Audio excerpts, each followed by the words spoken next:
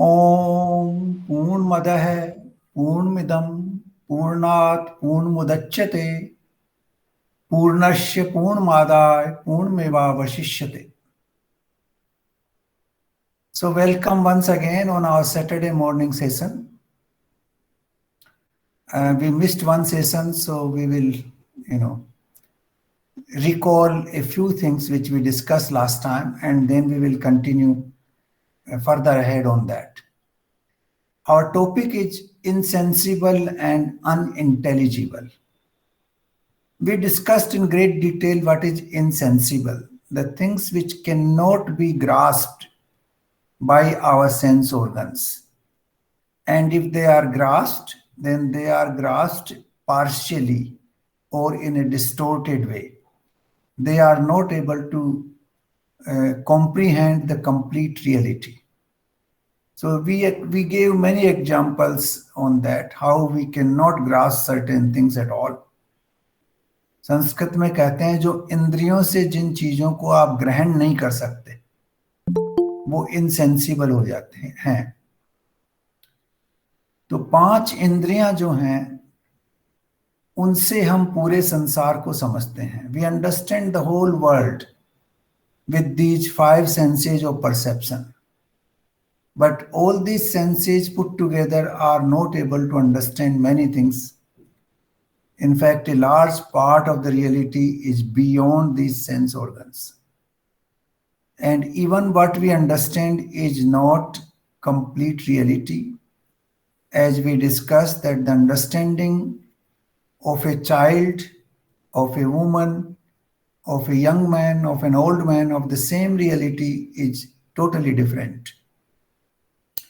Similarly, with time, the change, perception changes, things change. You see a city differently in the morning, very differently in the afternoon, and quite different in the night. Similarly, the light and sound, they play their own role. So all these factors affect our perception of the reality around us. So that is what we call insensible. In fact, a large part of the universe is insensible because that is beyond the stage of observation. The modern science says that only 4% of the universe is observable because the sunlight reaches there. 96% is beyond observation because there is no sunlight.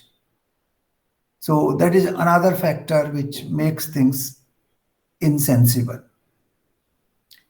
Now let us discuss another very important word in our vocabulary called unintelligible. There are 2 most important instruments available with us to understand the world. That is the sense organs and our what we call intellectual faculty. We can call it buddhi, or we can call it intellect, or we can call it mind, intellect complex. So there is, the sense organs are more like mechanical. They operate like a machine operates, like an instrument operates. While the functioning of the mind is somewhat different. It's also to some extent mechanical, but it is much more what you call, delicate and much more intricate. Now we talk about intellectual people who write. For example, some of my colleagues, they write regularly on newspapers on certain issues. There are many scientists who write about the research done by them. There are many other people who keep writing regularly what we call scholarly articles, or what we call research articles, or what we call intellectual, thinking. When, for example, certain policy decisions are taken by the government, they consult the so-called intellectuals to get their views on a subject. So the intellectual of a person enables him to do what? To analyze things, to do an empirical study, to compare the facts, to come to the conclusions, this is right, this is wrong, this is better, this is not, so good. So these kind of studies are done intellectually. For example, you write an article on the communal tension in India. Now you will analyze variety of factors: the religious tension, the caste-related tension, the violence which has happened, and the role which political, persons have played in this process, the role which, economic inequality has played into this process, the role which education has played in that process. So an intellectual goes into a variety of factors. He analyzes all of them, sometimes with data, sometimes without data. Then he does the synthesis and puts them together to come to a conclusion. In fact, a large part of us have been intellectual. You have been intellectual in your own way. In a company where you work, you decide how to improve sales, how to improve quality. Then you go and analyze various aspects which are impacting on the quality and the sales figure. And then you analyze them, synthesize them, seek opinion, how to improve. That's all an intellectual input. So we understand a large part of this world through what we call intellect. Intellect basically analyzes things. Firstly, they bring the facts together.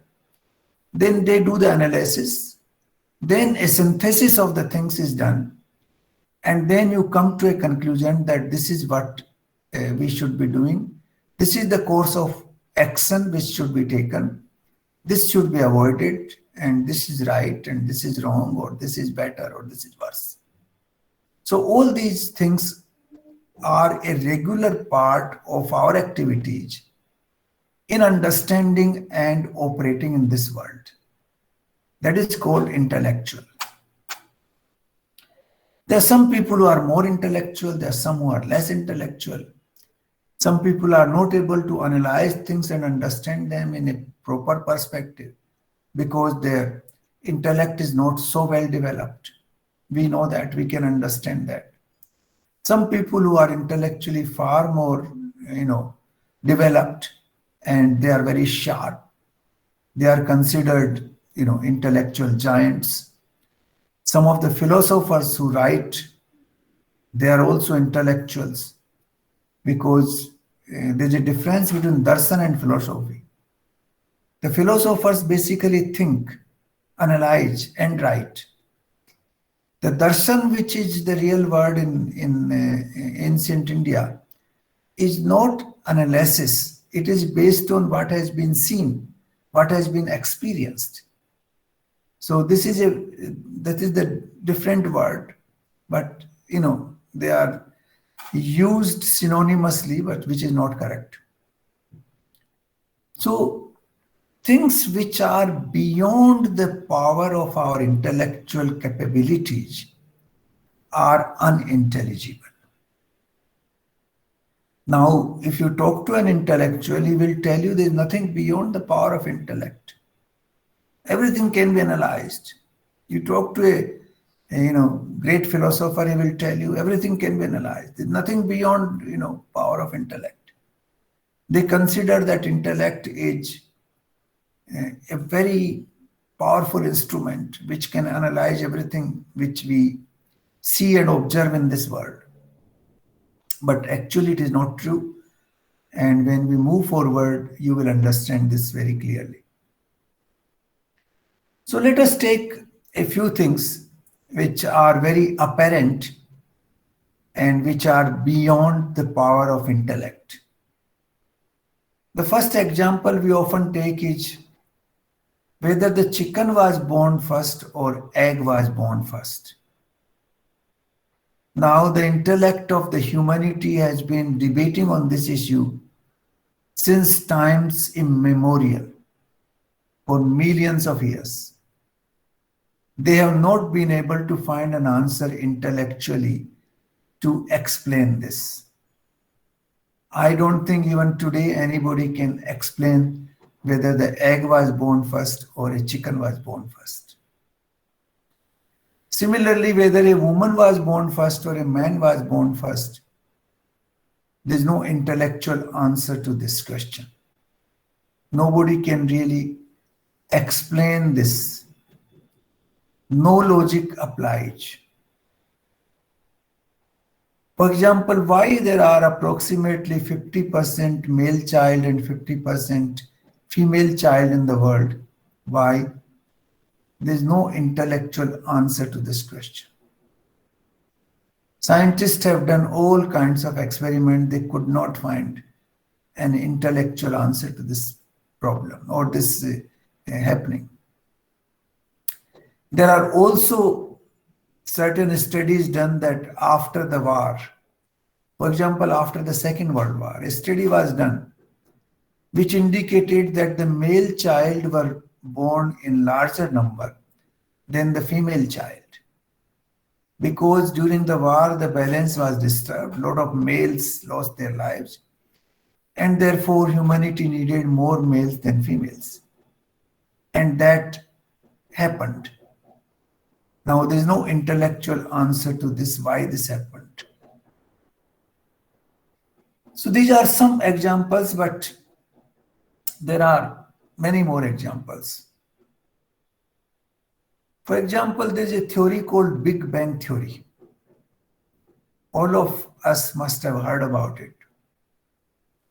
The basic concept of this theory is that there was a small corpuscle of energy sometime, somewhere, and somehow it exploded. And then it expanded into what we call universe today. And in the process of expansion, a variety of stars and planets came into existence. Now the same scientists who propounded this theory are unable to explain how this corpuscle of energy came from where it came, who created it, how it exploded. There's no logical answer to these things. No rational answer is available.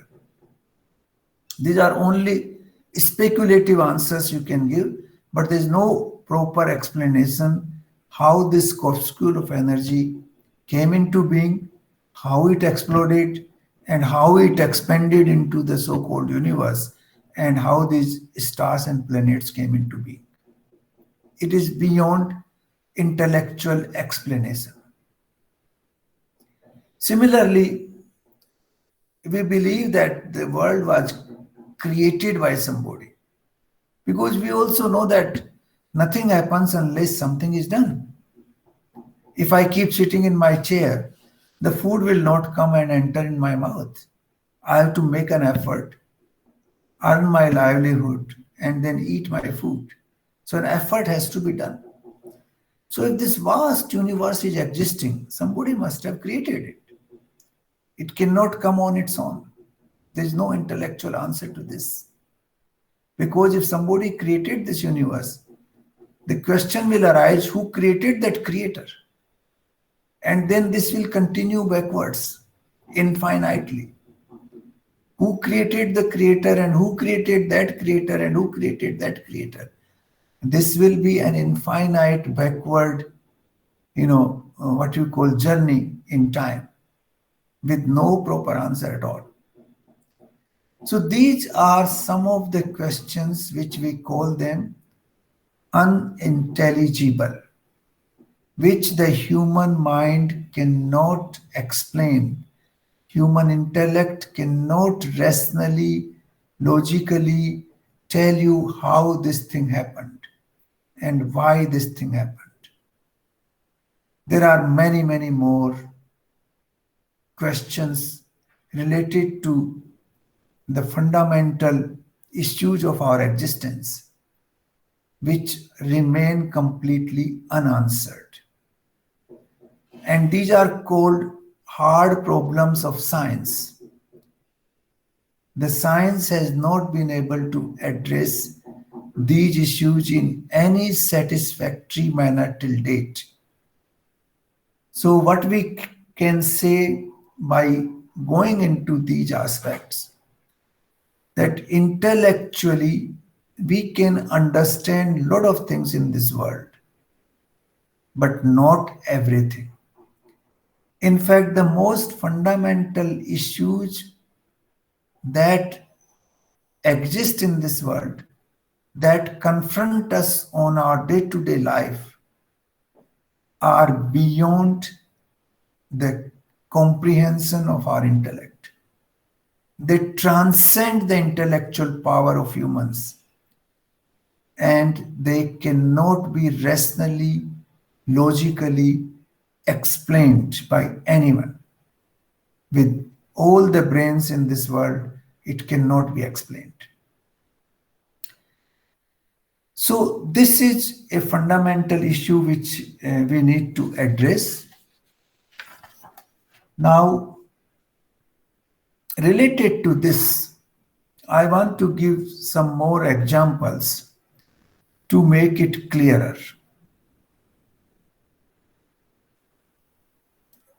For example, all of us end up sleeping. We feel tired and the sleep comes. How this sleep comes, from where it comes, what happens during the sleep, the science has not been able to explain anything rationally. They simply say that our nervous system and our, the operating apparatus feels tired and it, needs rest and therefore it starts sleeping. But why this happens? What is the meaning of sleep? In the sleep, miracles happen. For example, in your dream state of your mind, this whole world, first of all, when you sleep, this whole world disappears. You don't know where it goes. In the dream state, you actually create another world. This world, of course, is destroyed. Nothing which you see, even the bed on which you are sleeping, doesn't exist. Your wife, your brother, your sister, your son, your house in which you are sitting, your office where you work, your car where you drive, your neighbors with whom you interact, they don't exist. Nothing exists. On the other hand, you create a new world, a world which is totally different. And in that world, you interact. You do everything which you do in the life here. Sometimes you talk, and sometimes you run, and sometimes you feel scared, sometimes you feel happy. You do everything. You even eat, and all the things which you do in this life, you do in the dream, but in a different world. You create a world. There's no logical answer how this happens. Why this world was created. Why this world where we see now, is not visible, not sensible at all. That world disappears. A new world is created. Then you go into deep sleep. Nothing exists, not even you. You don't even have a sense that you exist at that time. But you do exist, because when you get up, you say, I had a great sleep. But at the time of sleep, you have no sense of your own self. Forget about the rest of the world. Completely disappears. All the things which exist in this world, they disappear. And we do not have a sense of our own self. And then we get up, we say, oh, I had a great sleep. How that happened? So this is another very deep example of things which cannot be explained by our intellect. They are beyond the capacity of our intellectual apparatus. Even the best brain in the world cannot tell you about this. How it happened, why it happened, what is the process. So these are some of the things. Even, even more simpler example. Inside our body, we eat inanimate things. We eat bread and we eat juice, and we take some dry fruits and rice and vegetables and things like that. And inside the body, they become blood and flesh and bones. No laboratory has been able to explain it. No scientist has been able to explain. There's no instrument in the world where they can be created like that. This is beyond explanation.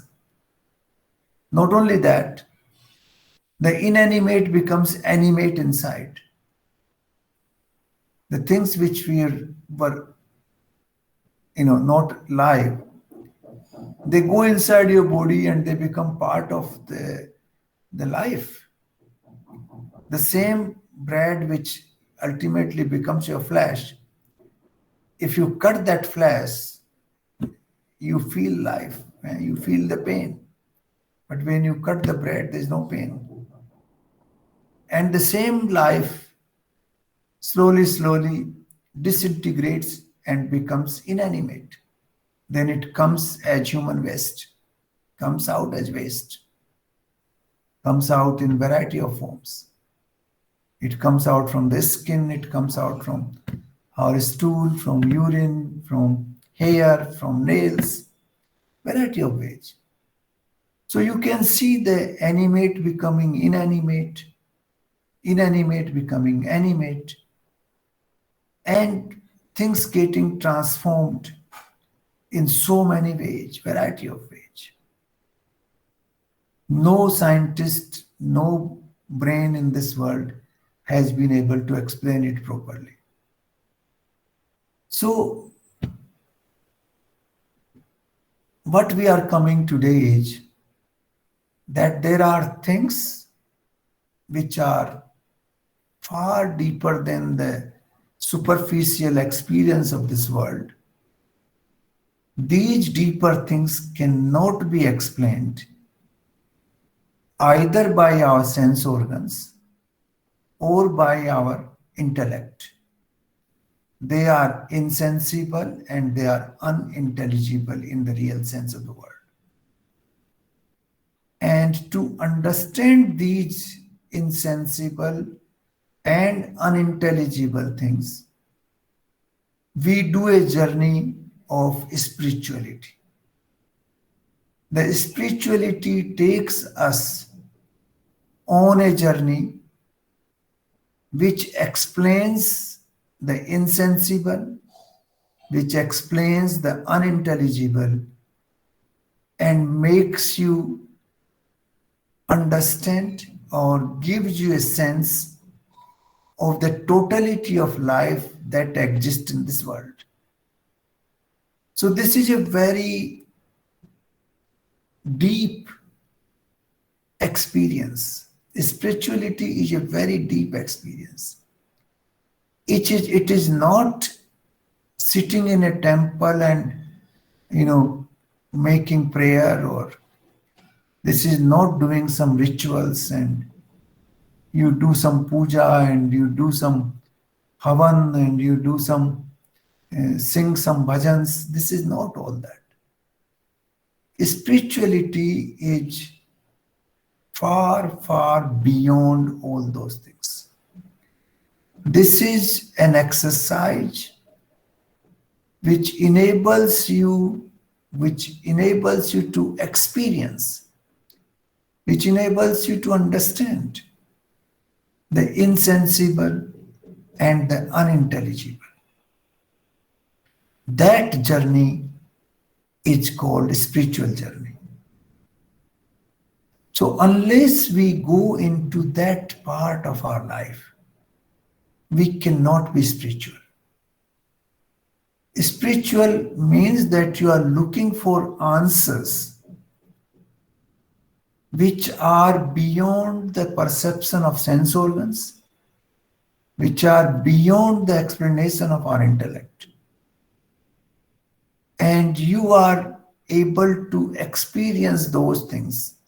That is spirituality.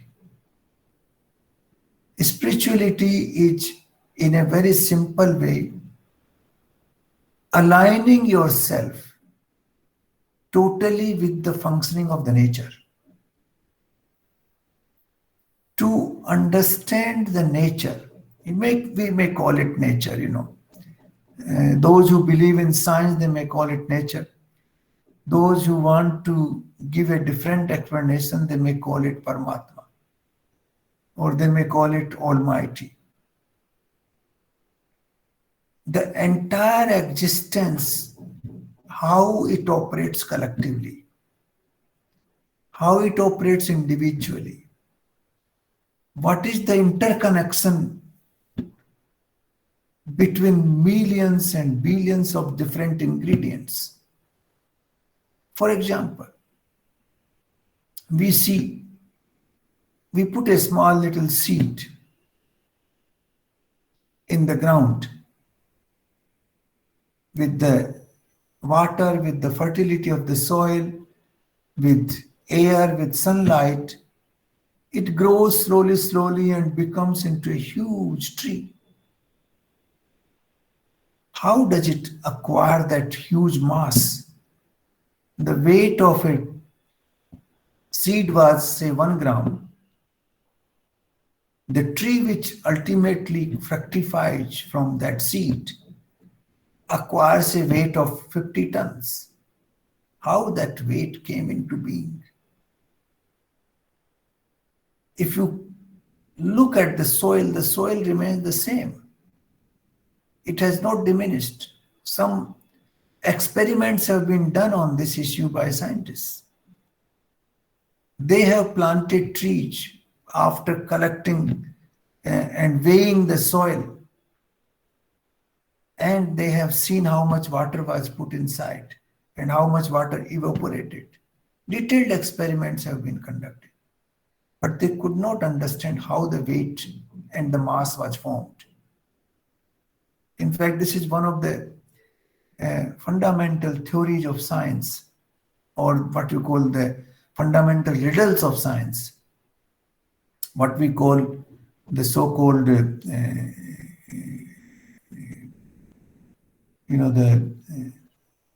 God particle, or the 2 scientists in 2012 who were given Nobel Prize on this issue. They could not explain anything how the weight and mass came into being, though they gave certain rudimentary explanation, which to my mind not intelligent enough. So there are many riddles in this universe. How all these species came into being. You have a small little ant, you have a fly, you have a mosquito. They have their own life and own system. And you have an elephant, and you have dinosaurs, and you have a camel, and you have other animals, big ones, and then you have humans. How they came into being? Charles Darwin has given a theory. You all know about that. He said in his theory that a particular combination of matter gave birth to one cell. He doesn't know what that combination was. He doesn't know how that cell was born. But he says that somehow one cell was born, and from one cell it multiplied into multiple cells. And then the organism was formed, and different organisms made a system, and that is how different animals and humans were made. Now, this theory sounds okay, but there's no explanation of anything here. What is the combination of that matter? How that life came into the first cell? How the property of multiplication came into the cell? How they organize themselves into an organism? How, for example, the kidney of the human being, which is an organism in itself, formed, which can purify your blood. So there are a variety of things. There are riddles all around this world. When you go and see in the nature, everything which you see is a riddle. I was talking to one of the great scientists one day, and I showed him a small little leaf of a plant. And I asked him, can you explain me the functioning of this leaf? How it came into being? He had no answer. He said, no, nobody can explain this. And I've heard this from scientists who are addressing CERN, the Center of Nuclear Research in Geneva. The good scientists will openly admit that they cannot explain even a small leaf in this universe, how it came into being, how it operates, how it acquires its color, how it has all this network of what we call nerves inside, how the water is sucked by the roots and then taken to different parts of the plant. So anything which you see in the nature, you will find the riddles and riddles and riddles. The science has been trying to find an answer to these riddles, and that is what they claim, but they have not been able to find any credible answer to any of those issues so far. And that is the journey which has been done by spiritual people, the people who go deeper.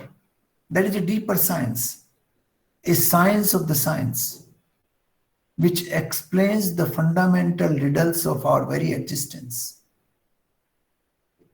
And that is where the spirituality comes into being.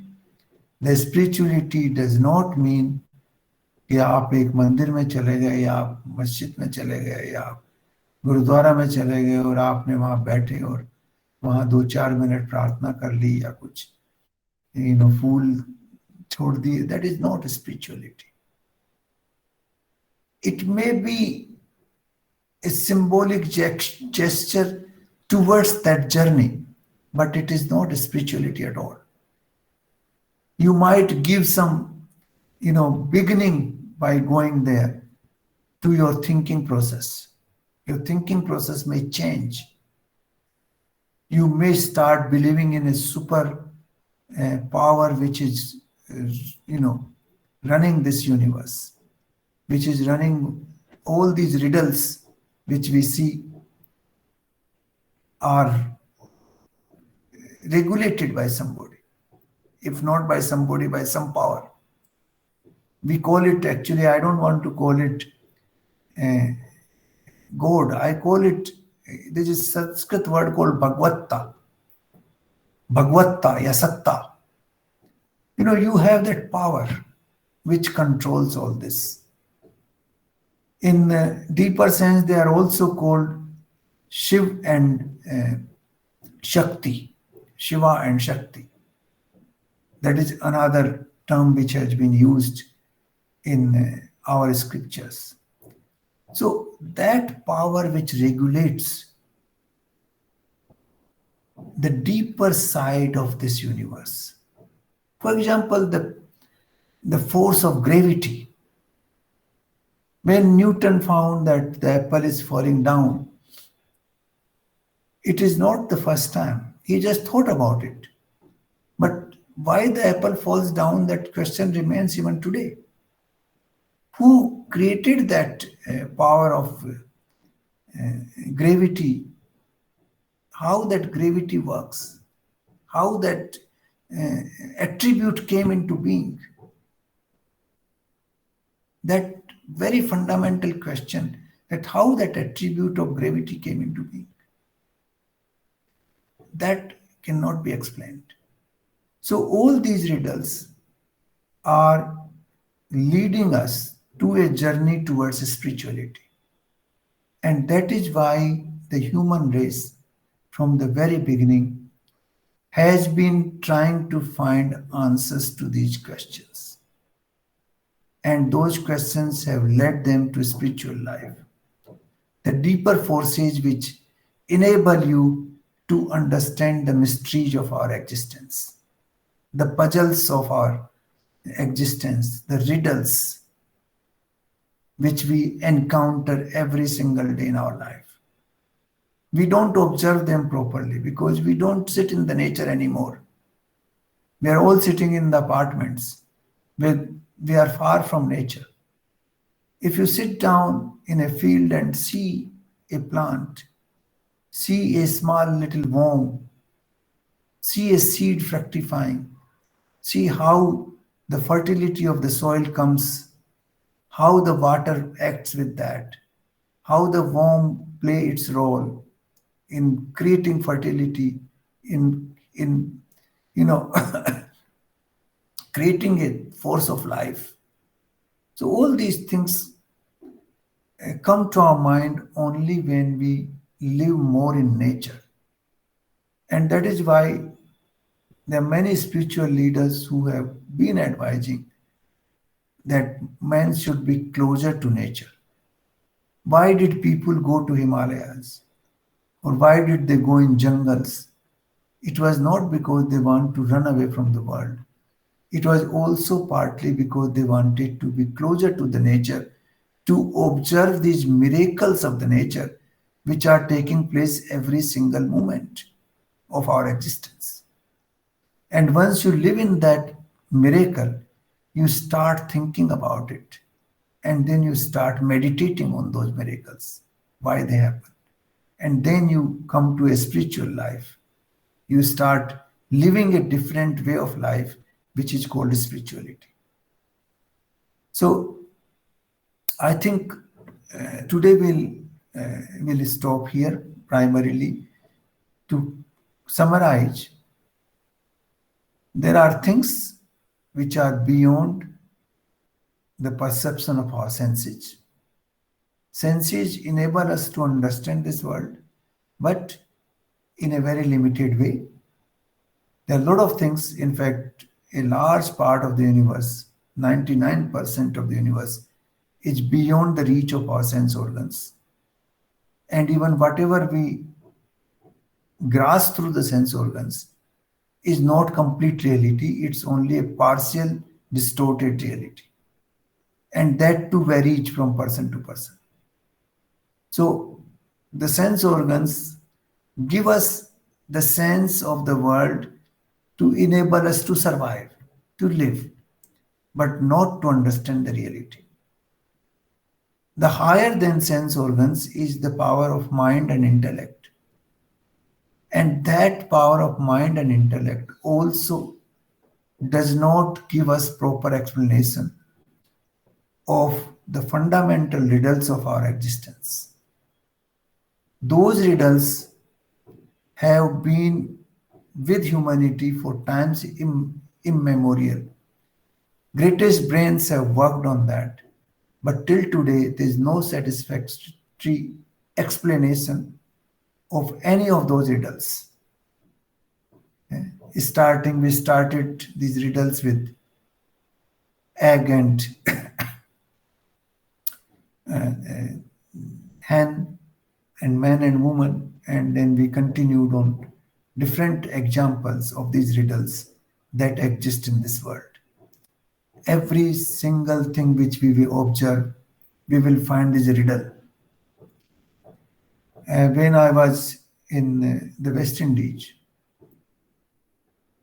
I was told that these, these leatherback turtles, they come and breed in the same place every year. or even if they come many times in a year in the same place, same island, they go on a journey of the entire ocean. They go around the ocean. Millions and millions of kilometers they travel. And they are able to track the same small little island where they did the breeding.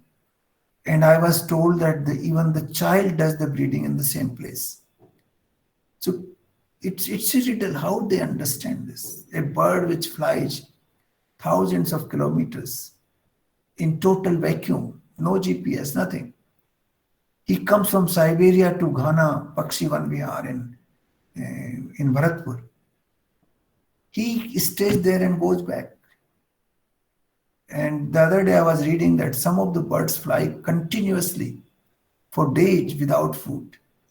60 days, 80 days, 100 days.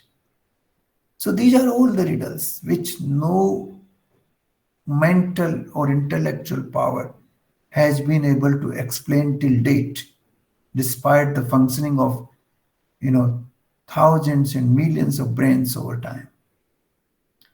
So this is what could be explained through the language of spirituality, through the experience of spirituality.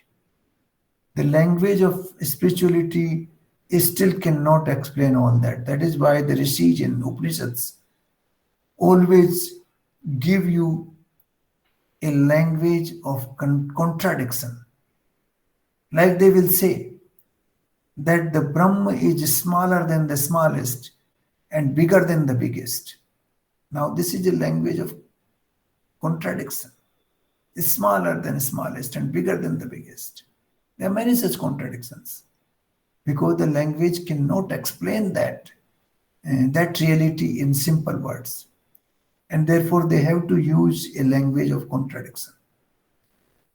So fundamentally what I wanted to conclude today is that the most fundamental questions of our existence, the most part, 99% world or universe which we experience, is beyond our comprehension, beyond the comprehension of sense organs and the mind and the intellect.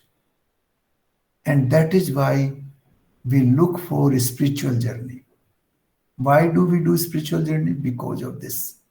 Because inside us there's a divinity sitting, and that divinity propels us to go on this journey to find the mysteries of the life, to find an answer to the riddles and the puzzles of the life. So I think I will conclude it today here. We will have one more session on this, which will be dealing with spirituality and certain explanations of how we can live our life better. But if you have any questions now, I'll be very happy to answer before we go for our meditation session. Thank you.